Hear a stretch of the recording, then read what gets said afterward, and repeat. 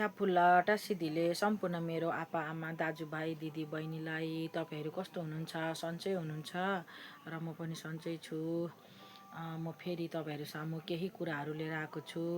कुरा चाहिँ के हो भने चाहिँ हामी तामाङ गुरुङ शेर्पा चाहिँ हामीहरू जातै जन्न बुद्धिस्ट हो।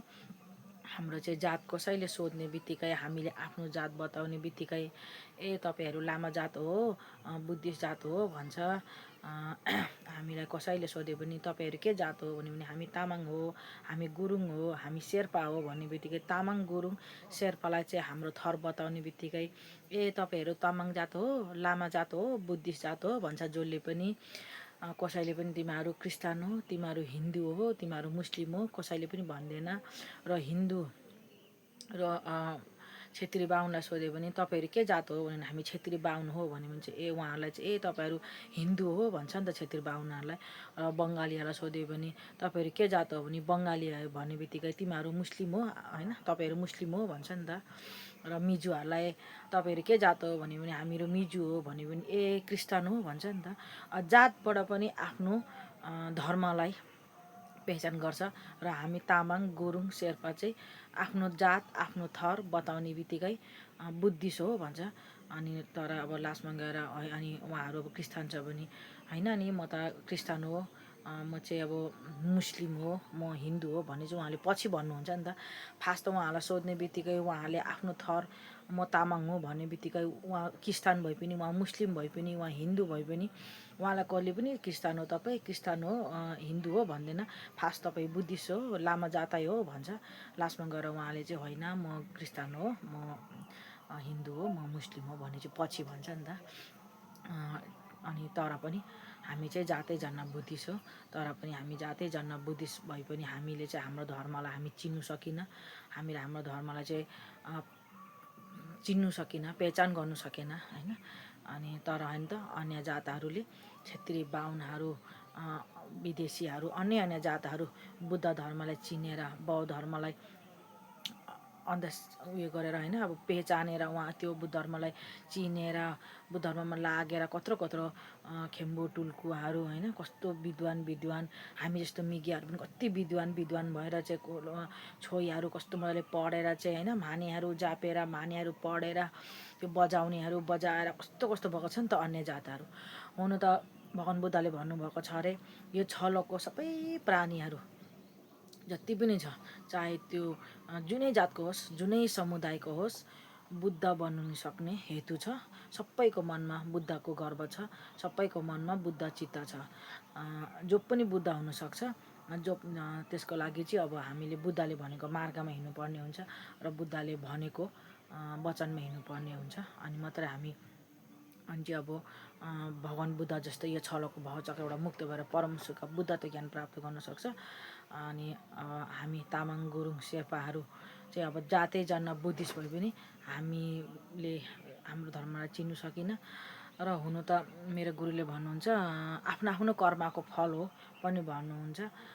हुनु त कर्मको फल पनि होला होइन।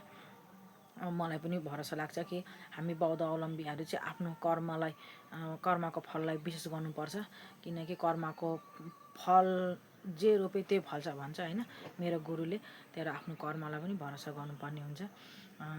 जुनै जात पनि बुद्धिस्ट हुनसक्छ, जुनै समुदायको मान्छे पनि बौद्ध धर्मलाई अपनाएर चाहिँ जो यो छलोको भावचक्रबाट मुक्त हुनु छ र परम सुख बुद्धत्व ज्ञान प्राप्त गर्नु इच्छा हुनेहरू चाहिँ अब बुद्ध धर्मलाई अपनाएर चाहिँ होइन अनि भगवान बुद्ध जस्तै हुन सकिन्छ हामीहरू सबैजना।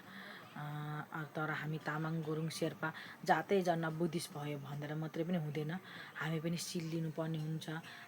जबसम्म हामी ताप्चे गर्दैनौँ तबसम्म हामी बुद्धिस्ट हुँदैनौँ रहेछौँ होइन। हामी तामाङ गुरुङ शेर्पा पनि जातै जन्न बुद्धिस्ट भए पनि बुद्धको शरणमा जाने, बुद्धले भनेको मार्गलाई अपनाउने, ताप्चे गर्ने, गुरुआले भनेको कुराहरू मान्ने अनि मात्रै हामी पनि खाँटी बुद्धिस्ट हुँदो रहेछ। नभने हामी जातै जन्न बुद्धिस्ट भयो भनेर मात्रै बुद्धिस्ट हुँदैन। गुरुआले भनेको कुराहरूलाई चाहिँ मान्नुपर्छ, अपनाउनुपर्छ। अनि त्यसरी त्यो मार्गमा लाग्यो भने चाहिँ हामी पनि यो छलोको भावचक्रबाट मुक्त भएर चाहिँ परम सुख बुद्धत्व ज्ञान प्राप्त गर्नु सबैले सक्छ अरे बुद्धत्व ज्ञान प्राप्त गर्नु होइन। यो छलोको जुनै जात होस् चाहे बङ्गाली मुस्लिम हिन्दू होइन जो पनि बुद्धको गर्व छ र बुद्धत्व प्राप्त सक्नुहुन्छ उहाँहरू सबैले। तर चाहिँ त्यसको लागि चाहिँ अब बुद्धको शरणमा आउनु पर्यो, बुद्धले भनेको मार्गमा हिँड्नु पर्यो, सत्य मार्गमा हिँड्नु पर्यो, अनि आफ्नो मनलाई शान्त राख्नु पर्यो, अनि मात्रै हामी बुद्ध हुन सकिन्छ। हुन त हाम्रो आफ्नो कर्मको फल पनि हो होइन। बिचरा अब त्यो क्षेत्री अन्य जातहरू पनि अब बुद्ध धर्मलाई अप्नाएर कस्तो कस्तो भएको छ। तर हामी जातै जन्म बुद्धिस्ट भए पनि हामीले हाम्रो धर्मलाई चिन्नु नसकेको चाहिँ हाम्रै कर्मको फल हो। के अरे तामाङ गुरुङ शेर्पाहरू हाम्रो जातै जन्म बुद्धिस्ट भए पनि हामी चाहिँ हाम्रो धर्मलाई चिन्नु नसकेर चाहिँ हामी धेरै पछाडि भइरहेको छु। हुन त आफ्नो कर्मलाई पनि कर्मको फल पनि हो र उहाँहरूको होइन। किनकि म पनि कर्मको फललाई विश्वास गर्छु, किनकि म पनि पहिला अन्य धर्मलाई अपनाउँथेँ र अहिले आफ्नो बौद्ध धर्मलाई अपनाएर खाँटी बौद्ध भएको चाहिँ सिर्फ 7-8 वर्ष मात्रै हुँदैछ। त्योभन्दा अगाडि म पनि अन्य धर्मलाई अपनाउँथेँ र म पनि त्यही भन्न चाहन्छु। र हामीहरू पनि अब बुद्ध धर्मलाई चिनेर होइन हामी तामाङ गुरुङ शेर्पा हामी पनि अगाडि बढौँ, हाम्रो धर्मलाई चिनौँ, हामी पनि हाम्रो धर्मलाई बचाऊँ, हाम्रो संस्कारलाई बचाऊँ र हामी पनि सिकौँ र हाम्रो बच्चाहरूलाई पनि सिकाऊँ। त्यसरी नै हामी अगाडि बढौँ भन्न चाहन्छु। हस् त यति नै। मबाट केही भुल भयो भने मलाई माफ गरिदिनु होला। मलाई त केही पनि भन्नु आउँदैन, त्यही पनि सकि नसके अब जस्तो पाएँ त्यस्तै भन्दैछु। भुल भए माफ गरिदिनु होला। र देश विदेशमा छरेर बस्नुभएको मेरो आप्पा आमा दाजुभाइ दिदी बहिनीहरू तपाईँ सबैजना आफूलाई माया गर्नुहोला, आफूले आफूलाई ख्याल गर्नुहोला र मलाई पनि माया गरिदिनु होला भन्न चाहन्छु।